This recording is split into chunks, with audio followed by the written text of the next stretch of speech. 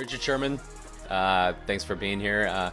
Just like 15 minutes ago, you trash talked a couple of our Suitcase party contestants. I think it was Nick and Eleni. Basically waving them bye-bye, telling them to beat the traffic. What do you regret about saying those things, and what do you not regret? Well, there isn't much about it I regret.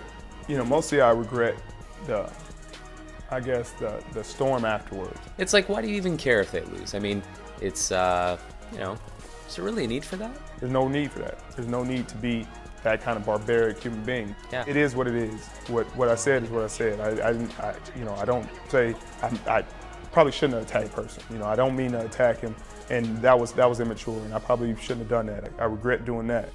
Okay. Now I know a few years back, Nick commented on your job at Best Buy, specifically Geek Squad, fixing computers or lack thereof.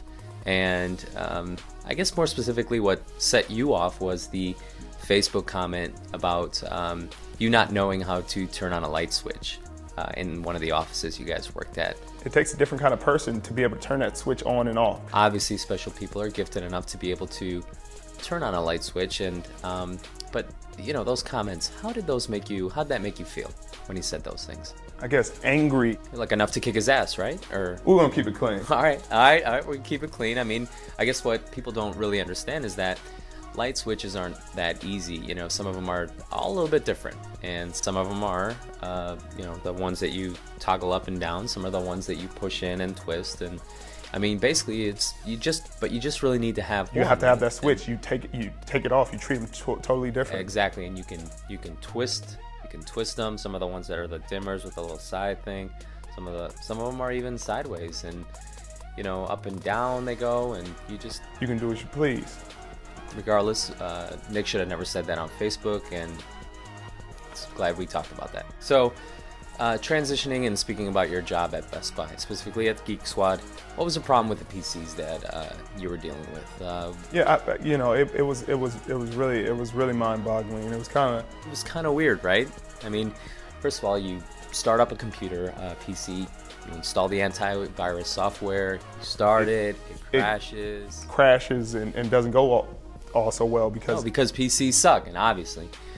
Then you got to go out to the customer, you got to tell them, they explain it that you couldn't fix it because it's a PC, and you start breaking shit, start smashing the keyboard down. And that's when I take all my animosity and all my anger and all my frustrations out. And start fucking shit up because I know this about you, and that is that you're more on the tech side in the back. And you're really not, made to be cut out for being out front with the customers because you're not as... I'm not as articulate, as smart, as charismatic. And yeah, that's really what's needed to be in sales. And Richard, I'm just going to be blunt with you. I'm straightforward. You are not all those things. You're not. I'm not all those things. I'm everything I need to be a winner. Exactly. You're a winner.